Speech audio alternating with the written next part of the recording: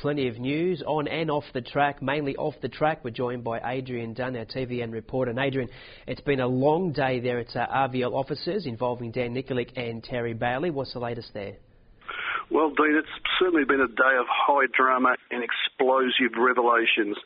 The biggest bombshell to come from the day was delivered late in the day when Victoria Jockeys Association CEO Des O'Keefe, if you like, relayed a conversation he had with an RVL official about 3 weeks ago. And during that conversation, the RVL official said that racing would be better off without Danny Nikolic involved. That revelation caused Red Board Deputy Chairman Brian Forrest to ask the media to leave the room while he spoke to O'Keefe about the RVL official's identity. When Forrest asked the media to return, the RVL official was simply referred to as Mr. X. So we don't know who the RVL official is, but Des O'Keefe said he had the conversation about 3 weeks ago, and the issue of Dan Nikolic was raised. He said Nikolic had been blamed for the drop in Victorian wagering turnover since the airing of the Four Corners show late last month into alleged race fixing. O'Keefe said that Nikolic had also been viewed by RVL as a bad influence for young jockeys, as he was often rowdy in the jockeys' room.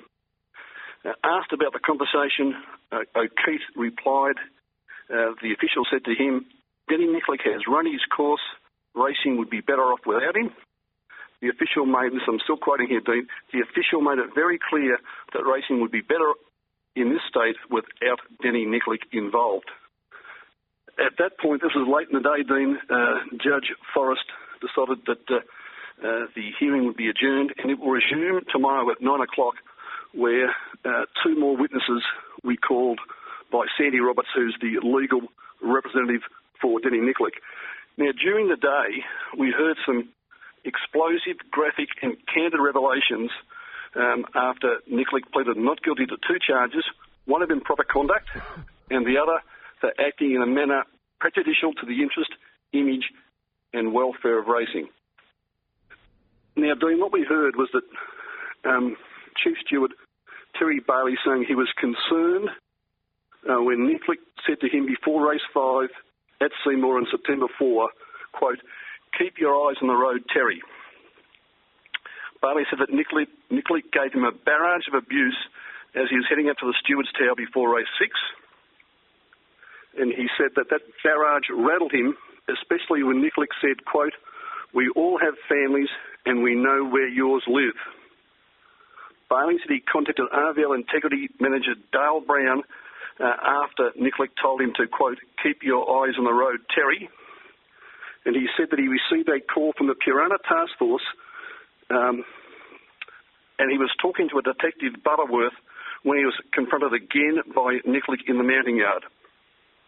Bailey said he felt intimidated by Nikolic at that stage and asked the jockey to return to the jockey's room, but Nikolic declined. Now, Bailey said at this stage he felt the situation had become unworkable and he used his discretion to stand Nikolic down and told him to pack his bags and go home. Bailey told the hearing that was the first time in 27 years as a steward he's ever done that. Now, we also heard today, Dean, that Terry Bailey told the RAD Board that RVL had organised a private security firm to monitor his home for a week after the Seymour race. Bailey told the RAD Board also that he didn't mention to the Piranha Task Force detectives on the day that Nikolic had threatened him or his family. But he did say that he, quote, the rear vision mirror got a few looks, close quote, as he drove home from the track.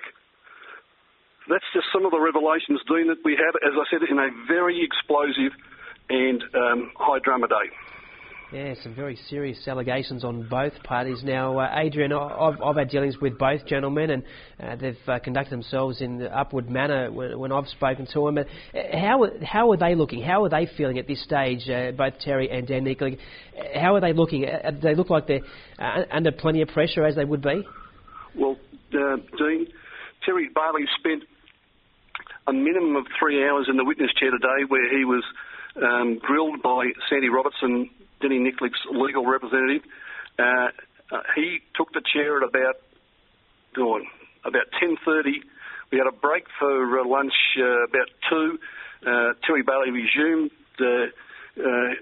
his question, or he resumed being questioned half an hour later, and he was still being questioned for another half an hour. So certainly an exhaustive day for Terry Bailey.